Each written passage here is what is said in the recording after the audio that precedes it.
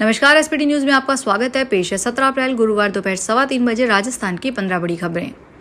सबसे पहले एक नजर डालते हैं आज की हेडलाइंस पर। वक्फ का नया कानून गरीब मुसलमान के अधिकार की रक्षा करेगा, भजन लाल। दुर्गेश पाठक के घर सीबीआई की रेड, आम आदमी पार्टी ने भाजपा पर साधा निशाना। अशोक गहलोत ने कांग्रेस कार्यकर्ताओं से बोल दी है बड़ी बात, कहा जेल जाने की तैयारी। वसुंधरा राजे ने करवाया ऊंट का इलाज, घायल हालत में देखकर रुकवाई गाड़ी। ट्रंप ने किया दावा, अमेरिका में अब लोगों को नहीं देना पड़ेगा इनकम टैक्स, कहा वह इस दिशा में कर रहे हैं काम। और अब खबरें विस्तार से सुनिए। नए वक्फ बोर्ड कानून को लेकर भाजपा ऑफिस में वक्फ जन जागरण अभियान की प्रदेश स्तरीय कार्यशाला हुई, जिसमें राजस्थान के सीएम भजन लाल शर्मा ने कहा कि नया कानून गरीब मुसलमानों और अन्य वर्गों के अधिकारों की रक्षा करने वाला है। कांग्रेस और विपक्षी दलों की आदत हो गई है कि वे अपने हर अच्छे काम का विरोध करते हैं और समाज में अफवाह फैलाते हैं।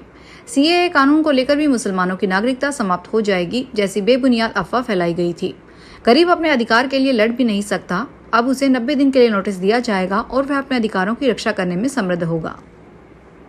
आम आदमी पार्टी ने एक बार फिर केंद्र सरकार पर केंद्रीय जांच एजेंसियों के दुरुपयोग का आरोप लगाया है। पार्टी के नेता सौरभ भारद्वाज ने गुरुवार को सोशल मीडिया के जरिए दावा किया है कि आप नेताओं को डराने धमकाने के लिए केंद्र सरकार ने सीबीआई का इस्तेमाल करना शुरू कर दिया है।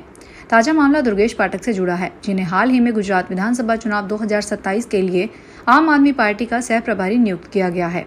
सह प्रभारी नियुक्त किए जाने के कुछ दिन बाद ही आज गुरुवार सुबह केंद्रीय जांच ब्यूरो ने उनके घर पर छापेमारी की। आम आदमी पार्टी ने इस घटना को राजनीतिक बदले की कार्रवाई बताया। कांग्रेस की पूर्व राष्ट्रीय अध्यक्ष सोनिया गांधी और नेता प्रतिपक्ष राहुल गांधी के खिलाफ ईडी की कार्रवाई को लेकर राजस्थान की राजधानी जयपुर में आज भी प्रदेश कांग्रेस की ओर से ईडी कार्यालय के बाहर विरोध प्रदर्शन किया गया। इस मौके पर पूर्व सीएम अशोक गहलोत ने कांग्रेस कार्यकर्ताओं से एक अपील की है। उन्होंने इस बात की जानकारी सोशल मीडिया के माध्यम से दी है। उन्होंने कहा है कि ये वक्त कांग्रेस कार्यकर्ताओं का है, आप जमकर पार्टी को मजबूत करने का काम करें। संघर्ष में साथी बने, इंदिरा जी जेल गई थी तब हम लोग भी जेल गए थे। आप भी तैयारी रखें, जेल जाने की भी तैयारी रखें। जरूरत पड़े तो आप पीछे नहीं हटेंगे।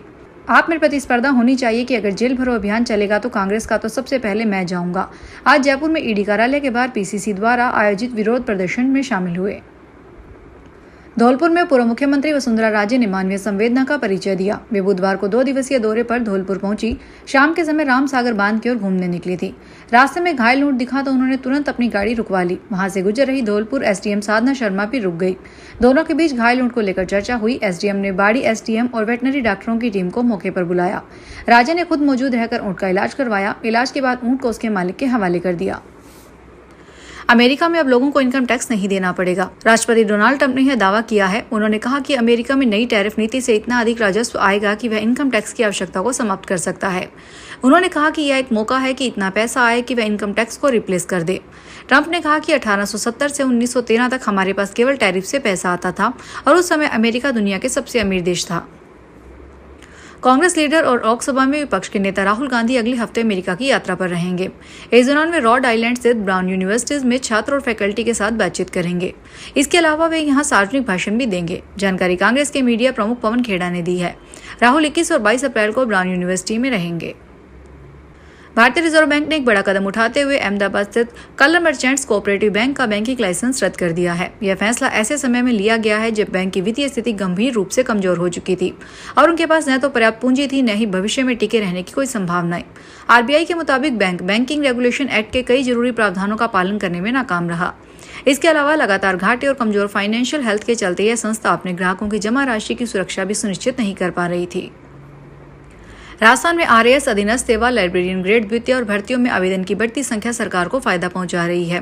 वन टाइम रजिस्ट्रेशन के चलते आवेदनों के मुकाबले अभ्यर्थी परीक्षाओं में नहीं बैठ रहे। इसको लेकर आरपीएससी ने परीक्षा शुल्क में बढ़ोतरी को लेकर प्रस्ताव भेजा है। इस पर कार्मिक विभाग के स्तर पर फैसला होगा। प्रदेश में बीते 4-5 साल से भर्ती आवेदनों में जबरदस्त बढ़ोतरी हुई है।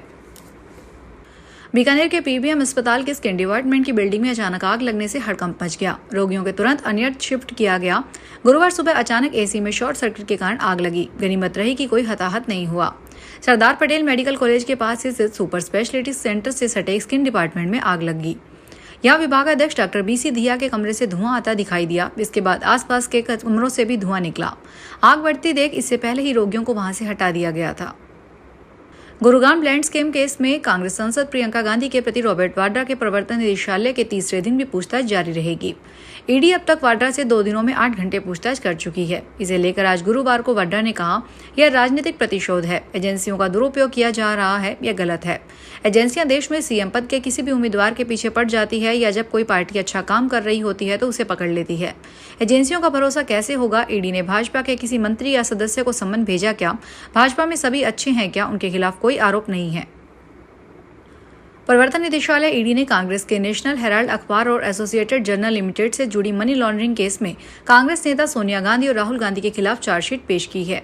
इसके विरोध में अजमेर शहर कांग्रेस की ओर से गांधी भवन में प्रदर्शन किया गया। कांग्रेसियों ने प्रधानमंत्री नरेंद्र मोदी का पुतला जलाया और रास्ता जाम कर विरोध किया। कांग्रेस नेताओं ने संवैधानिक संस्थाओं का दुरुपयोग करने का आरोप लगाया है। राजसमंद सीएमएचओ डॉक्टर हेमंत कुमार बिंदल ने जिले में संचालित निजी चिकित्सा संस्थानों एवं जांच प्रयोगशालाओं के लिए निर्देश जारी किए हैं। बिंदल ने बताया कि राजसमंद में निजी जांच लैब एवं चिकित्सा संस्थानों को क्लिनिकल एस्टेब्लिशमेंट एक्ट में अपने संस्थान का पंजीयन करवाना अनिवार्य है। बूंदी शहर में पिछले एक सप्ताह से कई कॉलोनियों में पेयजल संकट गहरा गया है। शहर में पिछले साल की तुलना में 1000 नए उपभोक्ता जुड़े हैं, जिससे कुल उपभोक्ता संख्या 22,500 तक पहुंच गई है। वर्तमान में कोटा से मांगलिवम पथ के जरिए 22 MLD पानी की आपूर्ति हो रही है। यह मात्रा शहर की बढ़ती आबादी के लिए पर्याप्त नहीं है। जलदाय विभाग ने कई महीने पहले 30 MLD पानी की मांग की थी। राजस्थान के सरकारी कार्यालयों में आए दिन आ रही भ्रष्टाचार की शिकायतों के मद्देनजर केंद्रीय जांच एजेंसियां भी अलर्ट मोड पर है। अब जांच एजेंसियों ने आम लोगों को जागरूक करने के लिए अभियान चला रखा है। इस अभियान के तहत आम लोगों के मोबाइल नंबर पर संदेश भेजे जा रहे हैं। अभी हाल ही में केंद्रीय अन्वेषण ब्यूरो की जयपुर शाखा की ओर से संदेश भेजे जा रहे हैं। इन संदेशों में कहा गया है कि केंद्र सरकार के कार्यालयों, सार्वजनिक उपक्रमों या राष्ट्रीयकृत बैंकों में काम करवाने की एवज में कोई अधिकारी कर्मचारी आपसे रिश्वत मांगता है तो इस बारे में केंद्रीय अन्वेषण ब्यूरो को सूचित करें। कार्यालय CBI 1 तिलक मार्ग सी स्कीम, जयपुर, मोबाइल नंबर 9414022600, दूरभाष नंबर 0141222315। राजस्थान विधानसभा के पारित 4 विधेयकों को राज्यपाल हरिभाऊ किशन राव बागड़े ने मंजूरी प्रदान की है। राज्य सरकार ने बुधवार को इसकी अधिसूचना जारी कर दी है। अधिसूचना जारी होने के साथ ही ये चारों विधेयक तत्काल प्रभाव से कानून बन गए हैं। इन नए कानून के तहत अब लोकतंत्र सेनानियों को 20,000 रुपये पेंशन मिलेगी। साथ ही कुलपति अब कुलगुरु के नाम से पुकारे जाएंगे। राजस्थान में मौजूदा वक्त में 33 सरकारी विश्वविद्यालय हैं, जहां अब कुलपति कुलगुरु कहा जाएगा। फिलहाल इस बुलेटिन में इतना ही, फिर हाजिर होंगे बड़ी खबरों के साथ। अगर आप भी अपने आसपास की छोटी बड़ी और महत्वपूर्ण खबरों से अपडेट रहना चाहते हैं तो सब्सक्राइब कीजिए हमारे चैनल SPT न्यूज को और प्रेस कीजिए बेल आइकन पर।